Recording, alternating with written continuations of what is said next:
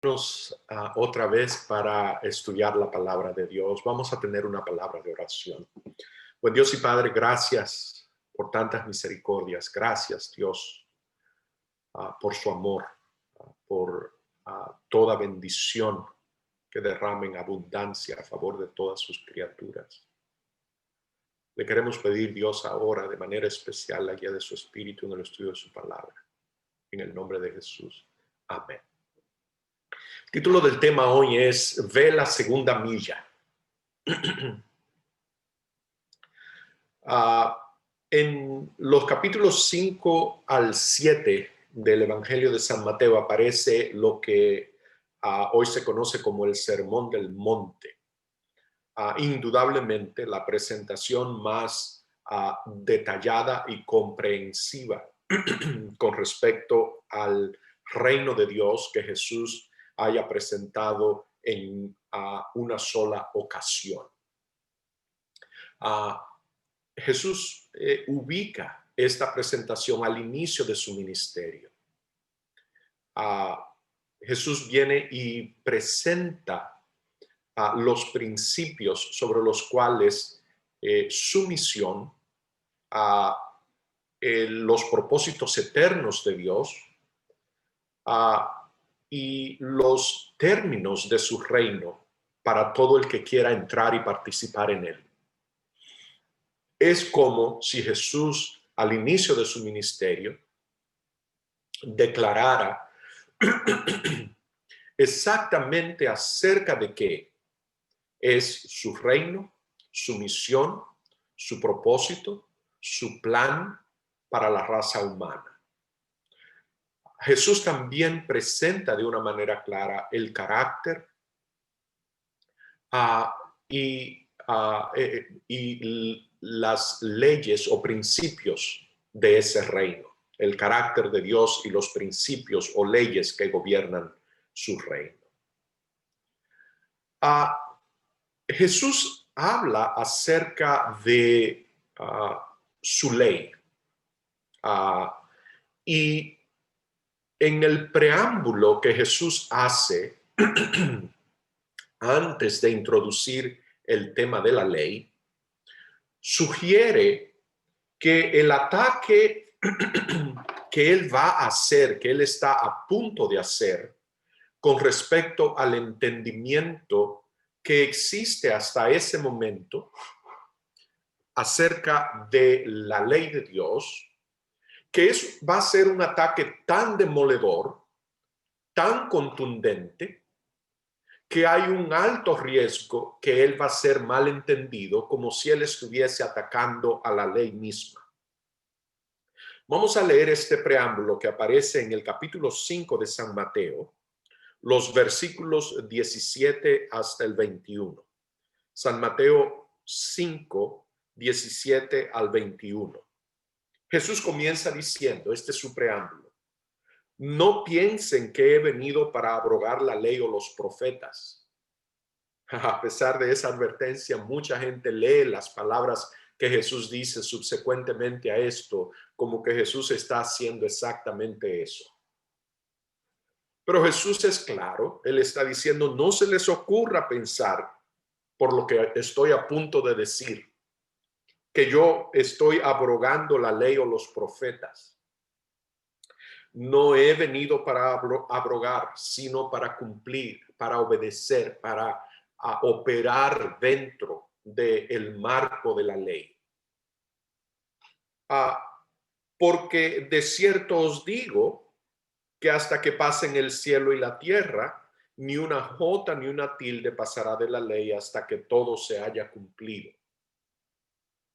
De manera que cualquiera que quebrante uno de estos mandamientos, muy pequeños, y así enseña a los hombres, muy pequeño será llamado en el reino de los cielos, mas cualquiera que los haga y los enseñe, este será llamado grande en el reino de los cielos. Porque os digo que si vuestra justicia no fuere mayor que la de los escribas y fariseos, no entraréis en el reino de los cielos. Así que Jesús quiere asegurarse que contrario a toda apariencia, nadie debe malentender que lo que él está a punto de enseñar acerca de la ley en ninguna forma es un ataque contra la ley. Que Jesús entiende que él tiene que hacer este preámbulo, vuelvo y repito, es una indicación que Jesús entiende que hay un edificio, hay una caparazón alrededor de la ley que necesita y debe ser demolida. Leemos este verso 20, que si vuestra justicia no fuese mayor que la de los escribas y fariseos, no entraréis en el reino de los cielos, como un anticipo de que los fariseos eran gente mala. Tenemos que entender que la justicia de los fariseos, que la obediencia a la ley a la ley expresada o manifestada en la vida de los fariseos, era la expresión máxima de obediencia a la ley. Yo voy a repetir eso. Que la obediencia en general, que este grupo de personas, los fariseos, demostraban que era manifiesta en su vida, era la obediencia de más alta calidad, de más alto calibre, que existía en el tiempo de Jesús. Que esta justicia, que esta manera de obedecer la ley de los fariseos, que es la manera que está más cerca al ideal de obediencia desde el punto de vista humano a la ley de Dios, es lo que Jesús dice que está carente. Que lo que ellos entendían que es obediencia a la ley y la obediencia que ellos producían basados en ese entendimiento, es una obediencia de alta calidad, es la obediencia de más alta calidad proveniente de tal entendimiento. Que lo que Jesús está atacando aquí es el entendimiento, es la manera de obedecer la ley. Y tenemos que entender que esta manera de obedecer la ley es la manera de más alta calidad de obediencia que se puede producir basado en ese entendimiento, basado en ese paradigma de la ley. Jesús no está atacando, no está hablando contra prácticas paganas. Jesús está hablando con su gente, con su pueblo. Jesús se está dirigiendo, su mensaje está dirigido a una audiencia que ha sido confiada con los oráculos divinos por siglos, donde hay gente que le dedica su vida en esa multitud. Había gente que le dedicaba su vida entera a conocer la revelación de Dios en su palabra, que conocía al dedillo la ley.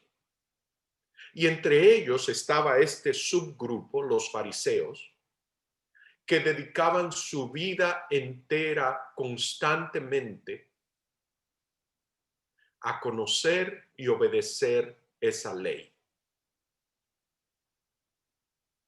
Jesús entonces procede, versículos 38 y 39 del mismo capítulo, a una serie de frases. Dice, oísteis que fue dicho, pero yo os digo. Dice, oísteis que fue dicho, ojo por ojo y diente por diente, pero yo os digo. Y ese estribillo se repite varias veces. Oísteis que fue dicho, pero yo os digo. Encontramos que la primera cosa que Jesús hace, o la segunda cosa, debo de decir, después de señalar que hay una obediencia problemática, que produce una justicia, que da de manifiesta una justicia que no permite la entrada al reino de los cielos, la obediencia tipo fariseo. Ahora Jesús segrega dos maneras de obedecer la ley. A una le llama la oísteis que fue dicho, y a la otra él le llama pero yo os digo. Jesús está diciendo, hay una manera de obedecer la ley que es su manera, las de ustedes, y hay una manera que es mi manera de obedecer la ley. Noto que Jesús no trata de reconciliar maneras. Jesús no trata de fusionar estas dos maneras.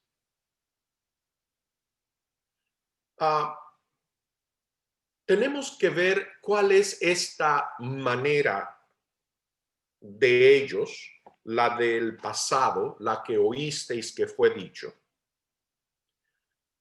Tenemos que agarrar el hilo y ver de dónde provino esa enseñanza. Este edificio, este andamiaje que ellos tienen de obediencia a la ley de Dios, que Jesús está demoliendo, que Jesús está colocándole, dinamitando en sus bases porque necesita ser demolido, porque él necesita edificar un entendimiento correcto. ¿De dónde viene? Yo quiero que vayamos a Éxodo capítulo 20, el verso 1. Allí me dice que fue Dios el que habló todas esas palabras. Dios viene a hablar con Moisés, Dios viene a hablar con su pueblo, habla con su pueblo, y cuando él termina de hablar en el versículo 22 del mismo capítulo 20, encontramos que el pueblo le pide a Moisés que la experiencia de escuchar a Dios hablar con ellos directamente es aterradora para ellos. Eso es materia de otro estudio. Y que ellos quieren, por lo tanto, que Moisés funcione como un intermediario. Ellos quieren que Dios hable con Moisés y entonces que Moisés venga y les diga a ellos lo que Dios le dijo a Moisés. Así que es después de esta secuencia, de este entendimiento, que encontramos las palabras a las que Jesús está haciendo referencia en el siguiente capítulo de Éxodo, Éxodo capítulo 21, versos 23 al 25. Y dice así: mas si hubiere muerte, entonces pagarás vida por vida, ojo por ojo, diente por diente, mano por mano, pie por pie, quemadura por quemadura, herida por herida, golpe por golpe. Así que Dios habló estas palabras a Moisés. Moisés se las pasa al pueblo y el pueblo dice que ellos la van a obedecer. Ahora encontramos a Jesús que viene y dice que ese no es su camino, que ese no es su manera, que esa justicia es incompatible con su reino. Mucha gente ha leído esto y han llegado a la conclusión que Cristo está dándole la espalda o que está en oposición a claras enseñanzas de Dios en el Antiguo Testamento. De hecho, hay toda una teología edificada alrededor de esta idea, conocida como dispensacionalismo, donde se cree que Dios operó de una manera en un tiempo y que ahora estamos en otra dispensación. Dios está operando de otra manera. Mucha gente soluciona el problema, el aparente conflicto, de esa manera. Sabemos que tal resolución es inconsistente, deja muchos cabos sueltos en la Biblia, por lo tanto no es verdadera. Sabemos que Dios dice de él mismo y dice acerca de su ley y de su carácter, que él es el mismo ayer, hoy y por los siglos, que no hay mudanza de cambio en él. Por lo tanto, no hay ocasión ni oportunidad ni necesidad de que Dios tenga que cambiar, ni que tenga que cambiar sus leyes o su ley, que es perfecta. Hay una explicación que revela el carácter de Dios en la plenitud de su belleza y que muestra que Cristo no está en oposición con su Padre, sino que es exactamente lo que él dijo que es, la revelación perfecta y total de su Padre.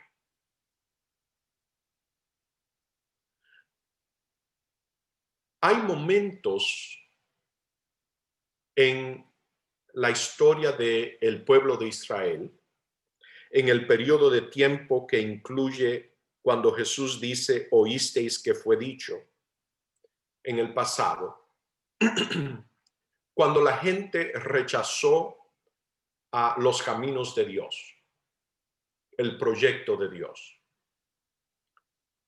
y decidieron andar por su propio camino. Pero sin embargo, querían todavía que Dios estuviera con ellos, querían la protección divina, querían la bendición divina, aunque andaban por sus propios caminos. Hay muchos ejemplos. Yo voy a hacer referencia a uno, porque es uno que ya hemos estudiado previamente en un sermón. Lo encontramos y solo voy a hacer referencia a él, no tenemos que ir al pasaje. En el primer libro de Samuel, en el capítulo 8, cuando la nación viene a pedir que quieren un rey, quieren instituir la monarquía. Vienen donde el profeta Samuel y le dicen, constitúyenos un rey que nos juzgue, así como tienen todas las otras naciones. Samuel viene y le dice a Dios lo que el pueblo ha pedido. Y Dios dice, no te han desechado a ti, sino a mí me han desechado para que no reines sobre ellos. Es importante que notemos que Dios diagnostica correctamente en qué disyuntiva en el camino es que la nación se encuentra ahora. La nación quiere un rey que no es Dios. La nación está rechazando a Dios como su rey. No te han desechado a ti, dice Dios, sino a mí, para que no reines sobre ellos. Entonces Dios instruye a Samuel, le dice, protesta solemnemente contra ellos. Muéstrales, dales la evidencia, diles todo lo que va a pasar. Y Dios le da una lista larga de cosas, de las cosas malas que van a pasar por ese camino que ellos quieren andar, que es contrario a la voluntad y propósito de Dios. Y el pasaje me dice que el pueblo no quiso oír esas protestas y demostraciones que trajo el profeta Samuel. sino que le dicen, habrá rey sobre nosotros. Sí, pero no, está bien, pero queremos rey. En otras palabras, ellos dicen, sí, entendemos la disyuntiva en la que nos encontramos. Aquí está el camino que Dios dice que es el camino de Él, por donde Él quiere que andemos. Pero nosotros insistimos, es por aquí que queremos ir. Queremos un rey sobre nosotros. Queremos ser como todas las naciones. Queremos que este rey pelee nuestras guerras. Notemos que ellos son muy específicos en qué es lo que quieren. Y Dios le dice a Samuel, oye su voz, haz como ellos están diciendo que hagas. Muy bien. Así que el pueblo ahora se lanza por este camino que no es camino de Dios.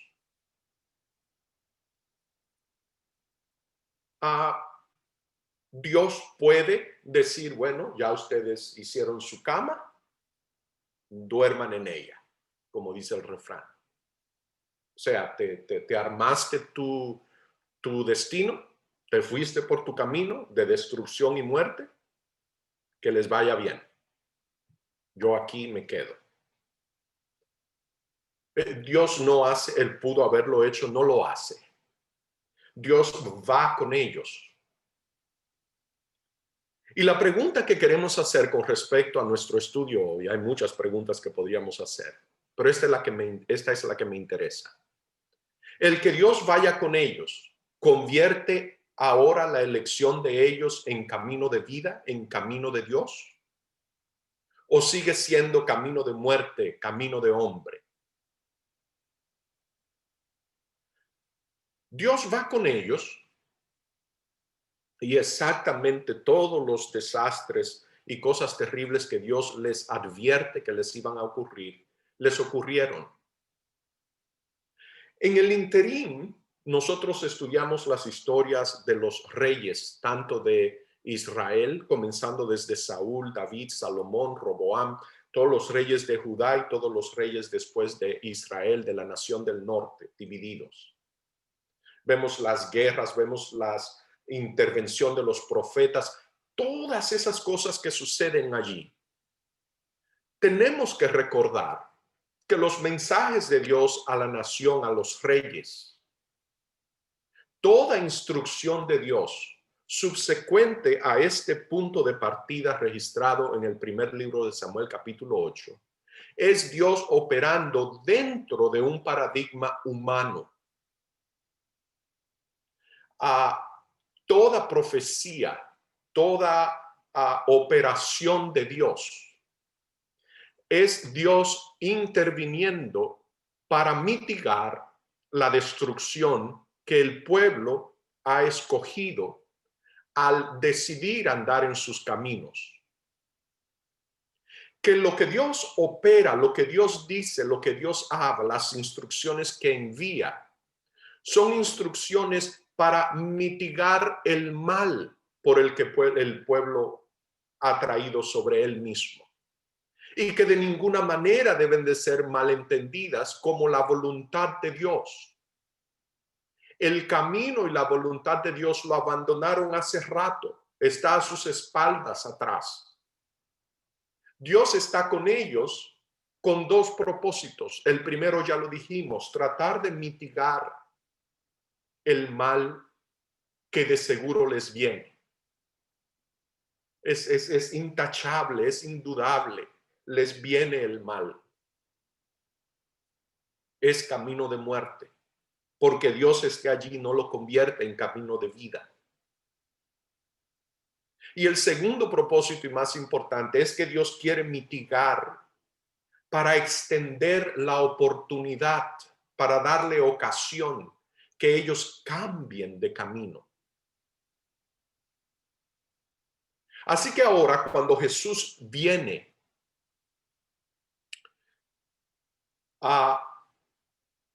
el pueblo ha andado mucho trecho ya por mal camino, por camino que no es de Dios. Y han construido todo este andamiaje, toda esta estructura. con respecto al reino de Dios, a la ley de Dios y a los propósitos de Dios. Y el propósito de Jesús, su objetivo central, lo central de su misión, es nuevamente tratar de traerlos del camino de destrucción y muerte, del camino de hombre por el que andan, al camino de Dios.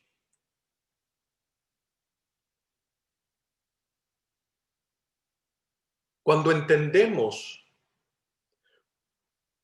que esta es la manera en que la gracia de Dios opera, que Dios no abandona al hombre, que Dios no abandona a ninguna de sus criaturas, que Dios no abandona a nadie por el camino que escojan andar, porque todo su propósito es traerlos en armonía a su voluntad, traerlo en armonía al camino de la vida, al camino de salvación, al camino de eternidad, en armonía con su propio carácter y su propia ley.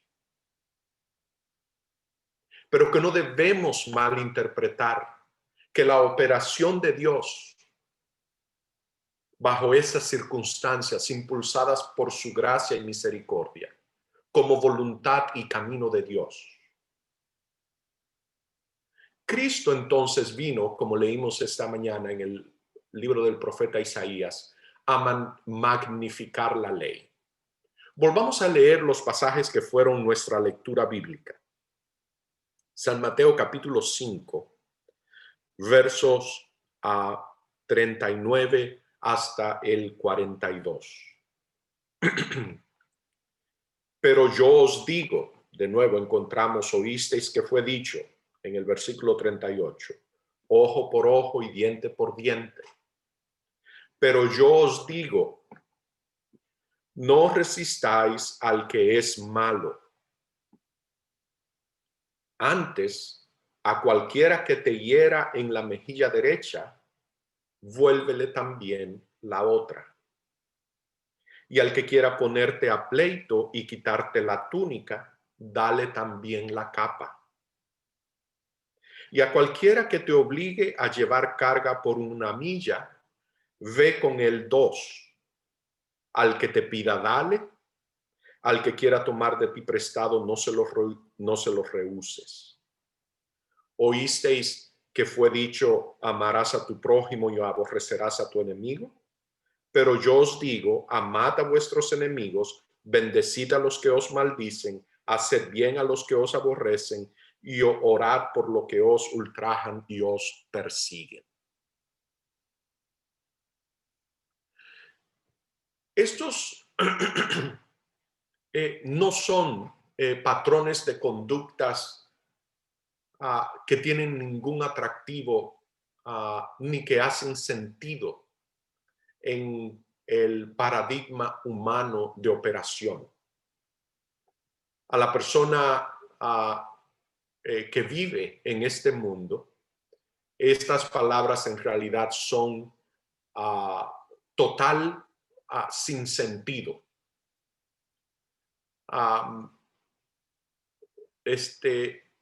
Si usted tratase de diseñar a un héroe de televisión, de película o de novela o de la literatura, con estas características, le garantizo que va a tener un fracaso total. Estos no son rasgos atractivos ni una conducta considerada como heroica. Que te abofeteen una mejilla y que tú le des la otra. Que vengan por la fuerza y te roben, te quiten algo. Y que tú les digas, no, mira, llévate esto también. O sea, eso es la definición de un cobarde, de un tonto que se deja pisotear. O sea, yo quiero resaltar lo alienígena que es para el camino de hombre estas palabras de Jesús. O sea, es la receta perfecta para el fracaso Ese es el entendimiento humano de estas cosas. O sea, tú no te respetas a ti mismo, le dirían a alguien que se comporte así. O sea, que alguien viene que tú no te paras a defender tus derechos. Que alguien viene y te pida algo y que tú se lo des. O sea, esta es la garantía a la bancarrota económica, entre otras cosas. Todo el sistema de mundial, internacional, está edificado sobre la base de lo que en inglés le llaman deterrence, disuadir.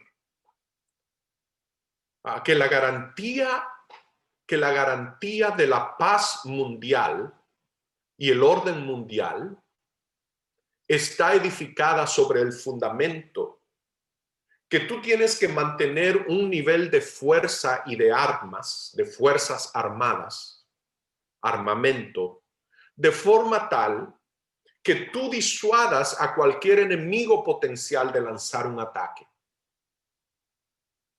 Esa es la base de la paz y del orden mundial.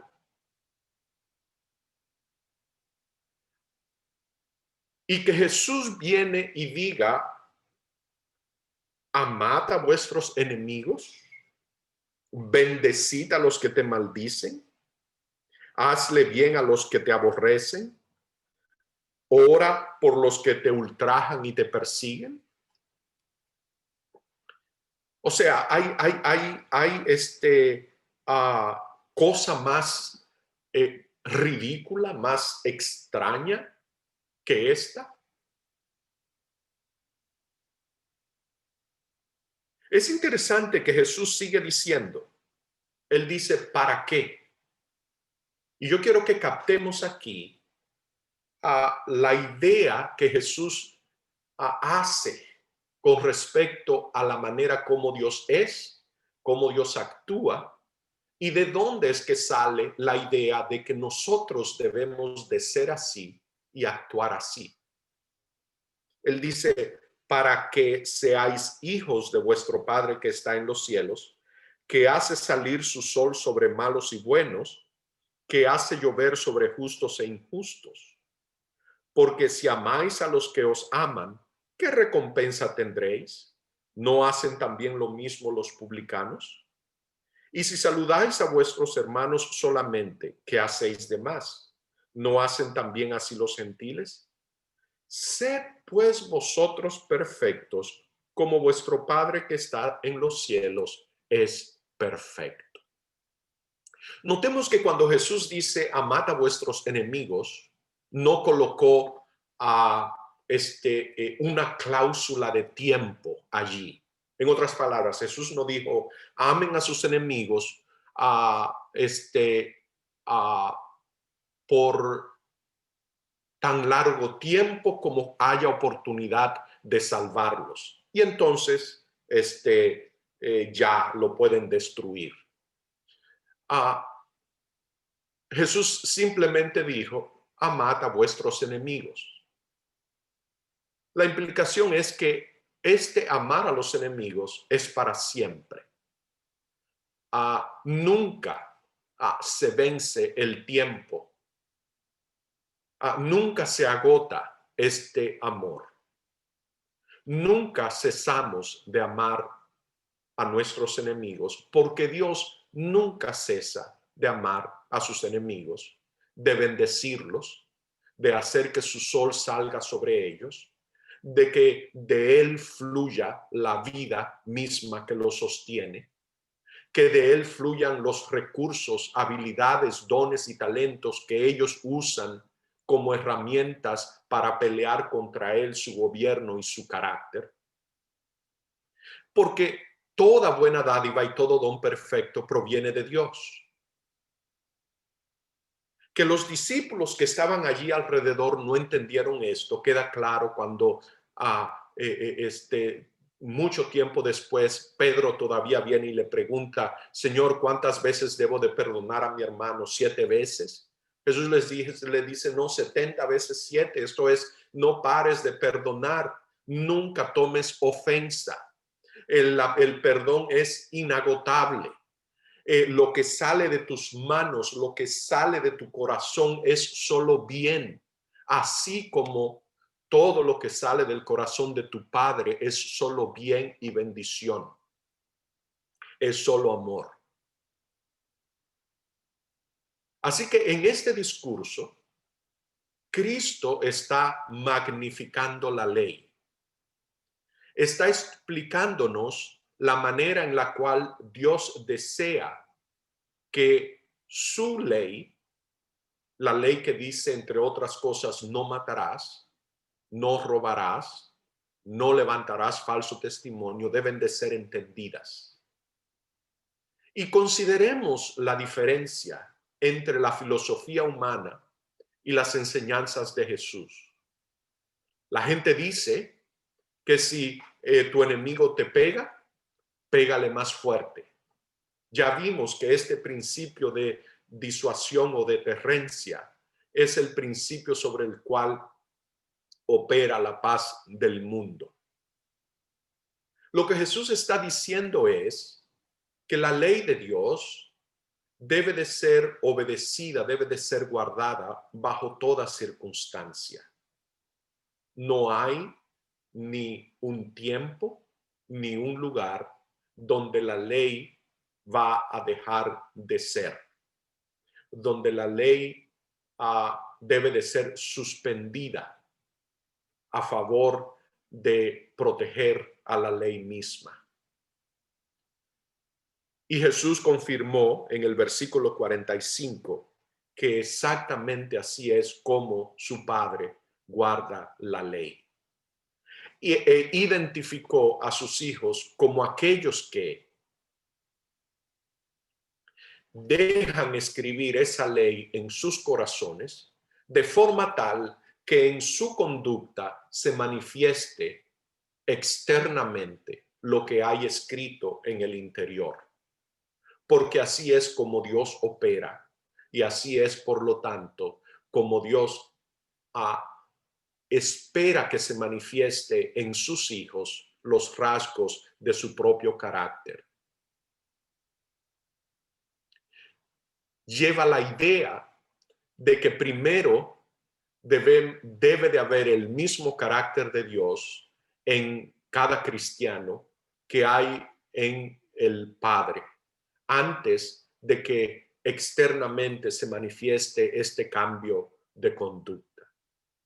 Tan seguramente como tengamos el mismo carácter de Dios, entonces se manifestará en nosotros la misma conducta. Y por lo tanto, nuestra justicia será tan vastamente superior a la justicia de los fariseos como es la justicia de Dios tan vastamente superior a cualquier justicia humana.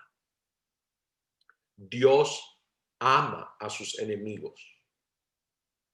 De todos los seres que alguna vez hayan existido en el universo, ninguno ha odiado a Dios con más intensidad, lo ha maldecido de una manera más salvaje, le ha hecho mal extensamente contra él que Satanás. ¿Será posible que Dios ama a Satanás aún hoy? ¿Será posible que, como dice el texto, Dios lo bendice a cambio de las maldiciones que él le brinda? ¿Será que Dios le hace bien a este que lo odia tanto? ¿Será que a pesar de que él persigue y destruye, Dios le recompensa con bendición? La respuesta de Jesús a estas preguntas testifican que exactamente esto es lo que Dios hace. Ama a tus enemigos, por lo tanto, incluye a cualquiera que se clasifique como enemigo de Dios. Y Satanás ciertamente es enemigo de Dios. Tal vez debo hacer una distinción aquí, que aunque Dios ama a todos sus enemigos, incluyendo a Satanás, no hay compañerismo con él.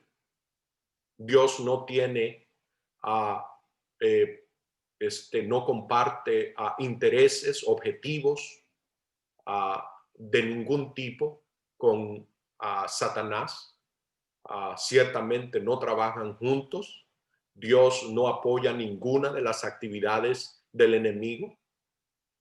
Que aunque Satanás es recipiente de todas las bendiciones de Dios, de igual manera que aún la persona más mala recibe estas bendiciones que Dios derrama sobre todas sus criaturas, que aunque Satanás use estas bendiciones como armas y herramientas contra Dios mismo, que Satanás convierta estas bendiciones en maldición, eso es tema de Satanás. Dios da sus bendiciones para bien, para bendición. Que se perviertan estas bendiciones. De hecho, toda maldición no es más que una bendición pervertida. Es responsabilidad de aquellos que usan mal la dádiva de Dios. Pero toda buena dádiva, todo don perfecto proviene de Dios. Y solo lo bueno proviene de Él. Debemos de tener la seguridad por el testimonio de Cristo de que su Padre, que Dios ama a todas sus criaturas y que solo bendice a sus criaturas, y que la garantía de la existencia, la base eterna sobre la cual el universo, la prosperidad y la felicidad eterna descansan, es que Dios es fiel a su carácter de amor, a que ninguna de sus criaturas jamás deben temer, a que ningún mal, ningún daño, ninguna retaliación proviene de Dios. Que Dios derramó bendición y solo bendición sobre Sodoma y Gomorra, que su sol salía sobre Sodoma y Gomorra, que su lluvia caía sobre Sodoma y Gomorra y todas las ciudades del valle, y que solo lo bueno provenía de él. Que Dios no se cansó un día y dijo, hasta aquí amo, ahora voy a destruir. Lo mismo podemos decir acerca del diluvio. Lo mismo podemos decir acerca de las plagas en Egipto, de la destrucción de los canaanitas, de la muerte y destrucción del ejército de Sennacherib, donde una noche murieron más de 180,000 tropas de ese ejército. Debemos de tener una perspectiva diferente acerca de lo que Dios, de cómo Dios actuó en el Antiguo Testamento a la luz del testimonio que Jesús da.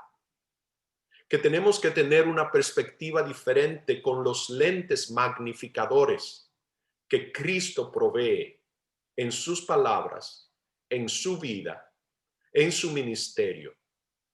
Cristo vivió y enseñó el carácter de Dios. Él presentó a Dios como el que tiene la perfecta justicia porque obedece perfectamente la ley de Dios, su propia ley. A Cristo ni conocía ni presentó a un Dios que tenía una ley para él y otra para sus criaturas. Una de las consecuencias fascinantes que resultan de este entendimiento es que este principio que Dios obedece su ley simplemente no porque se propuso obedecerla o porque escogió someterse a ella, sino simplemente porque su ley es un trasunto de su carácter, de quien Él es. Es la garantía de la base de la paz eterna en todo el universo. Es la garantía que Dios nunca va a destruir a sus criaturas. Yo sé que hemos sido entrenados por mucho tiempo a ver la operación de Dios en una cierta luz,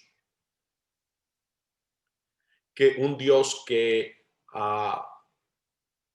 eventualmente se le agota la paciencia y que interviene para destruir a los que destruyen el universo, para finalmente maldecir a los que maldicen la creación. A la mente humana, esa es la única solución al problema, al reto que esta rebelión trae sobre el universo. Cristo ni compartió ni enseñó tal perspectiva acerca de su Padre. Cristo presentó al Padre, a un Padre que ama a sus enemigos, un Padre que solo da bendición y bondad a todas sus criaturas, aun a aquellas que escogen rebelarse contra Él. Los príncipes de la tierra, emperadores, reyes, gobernantes, presidentes, primeros ministros, cabezas de gobierno, solo conocen una manera de lidiar contra elementos en la sociedad que quieren destruir a la sociedad misma y al orden establecido, y es a través del uso de la fuerza.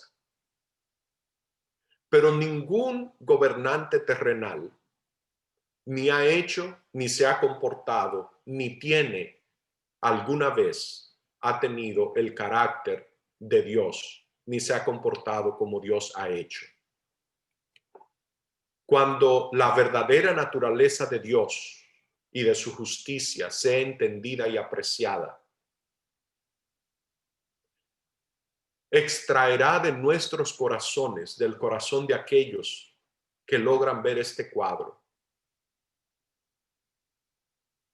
una respuesta de adoración y alabanza que de otra forma es imposible. De hecho, esto está profetizado. Apocalipsis nos habla que cuando esta revelación sea vista por el universo, va a extraer del corazón de todas las criaturas un silencio reverente total que envuelve todo el universo. Yo quiero concluir leyendo el Salmos capítulo 86, versos 8 al 10. Salmo 86, versos 8 al 10. Oh Señor, ninguno hay como tú entre los dioses, ni obras que igualen tus obras. Todas las naciones que hiciste vendrán y adorarán delante de ti, Señor, y glorificarán tu nombre, porque tú eres grande y hacedor de maravillas. Solo tú eres Dios. Que claramente reconozcamos que mientras Dios mismo dio su garantía de que Él nunca destruiría a los violadores de su ley, no dijo que Él podía garantizar que los pecadores no iban a ser destruidos, que viene destrucción segura sobre los violadores de la ley. Porque el apartarse de Dios es morir. De hecho, Dios advierte constantemente que el acto mismo de separarse de Él deja a sus criaturas a la merced de todas las fuerzas destructivas que se ponen en movimiento en ese instante. Pero que ninguna destrucción ni maldad proviene de sus manos, que de sus manos solo proviene vida y salvación. El anhelo de mi corazón es que nosotros todos, yo incluido, lleguemos a ver a Dios como Cristo lo conoce. Amante Dios y Padre, gracias por su amor, bendición, fidelidad. Señor Dios, queremos verle como es, queremos verle como Jesús lo ve. Señor, queremos tener los lentes correctos,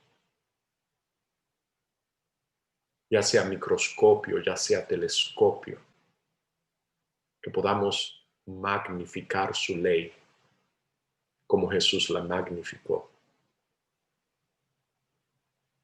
Señor Dios, que escojamos su camino, el camino de bendición, el camino de vida, el camino de obediencia, el camino de amar a nuestros enemigos, el camino de bendecir a los que nos maldicen, el camino de andar la segunda milla, el camino de entregar el vestido además de la capa. Señor Dios, queremos su camino. Señor Dios, queremos ser extranjeros y alienígenas en esta tierra. Señor Dios, queremos ser de su reino. Dios, no queremos camino de hombre. Señor Dios, esta mente llena de fortalezas, de mentiras y de engaño, Señor Dios, destruya, arrase con todas esas cosas, escriba su ley en nuestros corazones, denos amor, denos Dios, que seamos como usted es. Yo le pido Dios su bendición sobre su iglesia. Transfórmeme a mí, transforme a mis hermanos. Denos Dios el testimonio de la belleza, de la hermosura gloriosa de su carácter. Que la luz, la belleza de ese testimonio llene a plenitud, que disipe las densas oscuridades y tinieblas que llenan la tierra. Dios de amor, que su iglesia se levante resplandeciente. Dios de amor, que el fuego, el poder de esta luz llene todo rincón de la tierra. Padre bueno, que el mundo reciba un testimonio de lo que puede hacer en seres humanos caídos. Dios de amor, que seamos nosotros este testimonio. Dios bueno, yo me ofrezco en sus manos, yo ofrezco a mis hermanos, Padre. Padre bueno, Padre santo, Padre glorioso. Gracias, Señor. Gracias, Padre. Gracias, Padre. En el nombre de Jesús. Amén. Amén. Amén. Amén. Amén. Amén, amén, amén. Amén. Amén. Amén. Amén. Amén.